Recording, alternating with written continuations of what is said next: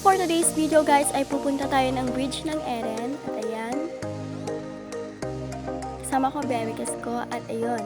Ganda naman ako nagpa-video at reflex ko nga pala kung gaano kaganda ang Eren. So ayan, naglalakad-lakad lang muna ako dyan sa bridge habang pinagmamasdan ko yung magandang view ng Eren. So ayan, ang ganda ng kanilang ilog. So ganyan po siya kalinis guys. So sa mga gustong pumunta dito is pumunta po kayo and i-try po ninyo ang Eren. So yun guys, bumaba po ako and ayun, nasa bangka po ako umupo.